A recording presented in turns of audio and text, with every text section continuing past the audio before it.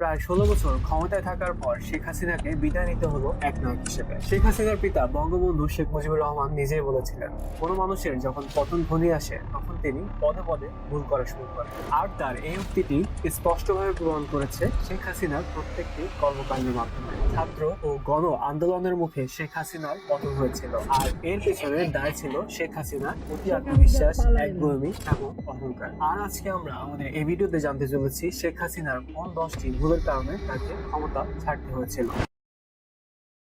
ছাত্র আন্দোলনের শুরু থেকেই কোটা আন্দোলনের বিষয়টিকে নিয়ে শেখ হাসিনা বিন্দুমাত্র গুরুত্ব দেন।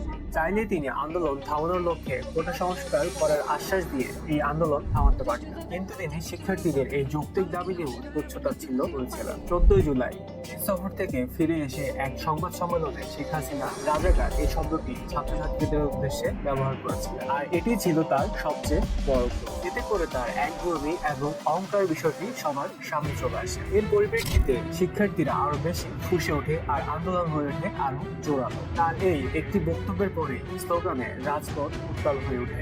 আর এর পরের দিনে ছাত্রলীগ এই অসহায় শিক্ষার্থীদের উপর পাশবিক নির্যাতন শুরু করে দেয়। ছাত্রলীগের এই হামলার পরেই গোটা ছাত্র সমাজ আরো বেশি কেঁপে ওঠে। গোটা বাংলাদেশে অগণিত ছাত্র সমাজ এই দুঃশাসনের বিরুদ্ধে রাস্তায় নেমে পড়ে, আর ছাত্রদের মাঝে শুরু হয়ে যায় এক নতুন বিপ্লব। আর এই বিপ্লবকে ধ্বংস করার উদ্দেশ্যে শেখ হাসিনা শেষ পর্যন্ত পুলিশকে ছাত্রদের উদ্দেশ্যে গুলি করারও নির্দেশ দিয়ে দেয়। আর তখনই স্বৈরাচারী শেখ হাসিনার নির্দেশে পুলিশ আর ছাত্রলীগ একই সাথে ঝাঁপিয়ে পড়ে নিরস্ত্র ছাত্রদের উপর। নির্বিচারে প্রাণ হারায় শত শত শিক্ষার্থী। ফেসবুক এবং অন্যান্য সামাজিক মাধ্যমে যখন শেখ হাসিনার এই গোটা পাশবিকতা সারা দেশে ছড়িয়ে পড়ে, তখনই ইন্টারনেট সংযোগ বন্ধের ঘোষণা দিয়ে দেয়। আর এটি ছিল আরেকটি ভুল, কারণ ইন্টারনেট বন্ধের ফলে দেশের মানুষের পাশাপাশি প্রবাসীরাও এই সরকারের বিরুদ্ধে খেপে যায়। আর এর পরবর্তীতে কারফিউ জারি করা হয় আর হাজার হাজার শিক্ষার্থীদেরকে গ্রেফতার করা হয়। এছাড়াও ছাত্র দেখলেই তুলে নিয়ে যাওয়া এবং তাদের মোবাইল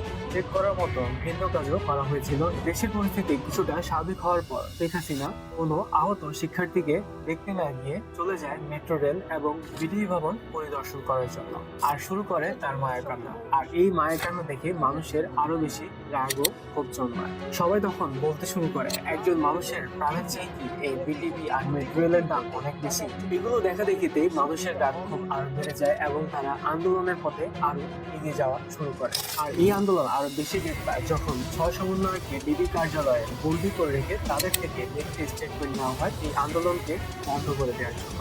সমন্বয়কদের কাছ থেকে এই নেটে স্টেটমেন্ট খুব সহজে ধরে ফেলে সাধারণ শিক্ষার্থীরা, আর তারা আরো বেশি পরিমাণে আন্দোলন শুরু করে এবং রাজপথে নেমে আসে। এতদিন শুধুমাত্র শিক্ষার্থীরাই রাজপথে ছিল, কিন্তু আস্তে আস্তে সকল অভিভাবক এবং সকল শ্রেণীর মানুষই রাস্তায় নামা শুরু করে।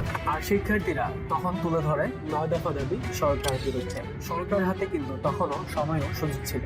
তিনি যদি 9 দফা দাবি মেনে নিত, তখন কিন্তু হয়তো এই আন্দোলন সেখানে থেমে যেতে পারত। কিন্তু তিনি এই 9 দফা দাবি মেনে না নিয়ে আইন শৃঙ্খলা বাহিনীকে আরো বেশি কঠোর হওয়ার নির্দেশ দেয়। আর এই নির্দেশ পেয়ে পুলিশ বাহিনী এবং ছাত্রলীগের সব কর্মকর্তারা সাধারণ মানুষের প্রতি আবারও নির্দয়ভাবে নির্যাতন শুরু করে দেয়। সর্বশেষ এই ভুলের পরে মানুষ যখন সব রাস্তায় নেমে আসে, তখন আর কোনো আইন শৃঙ্খলা বাহিনী এমনকি ছাত্রলীগের কোনো কর্মী রাস্তায় টিকে থাকতে পারে না। শেষমেশ এই ভুল করার পরেই সকল ধরনের মানুষ একটিমাত্র দাবি নিয়ে এখন সামনে আগাতে শুরু করে, লং মার্চ টু ঢাকা। যেখানে দাবি ছিল এক দফা এক দাবি, শেখ হাসিনার পদত্যাগ। সেই সময় পর্যন্ত শেখ হাসিনা তার সমস্ত শক্তি ব্যবহার করে ক্ষমতায় বসে থাকতে চেয়েছিল, কিন্তু শেষমেশ এই লং মার্চের মাধ্যমে 5ই আগস্ট শেখ হাসিনাকে বাংলাদেশ ছাড়তে বাধ্য করা হয়, আর পতন হয় এক স্বৈরাচারী সরকারের। বাংলাদেশ পায় নতুন এক স্বাধীনতা, আর এই স্বাধীনতা রক্ষা করার দায়িত্ব এখন আমাদের। মনে রাখতে হবে, আমাদের স্বাধীনতা অর্জনের চেয়ে স্বাধীনতা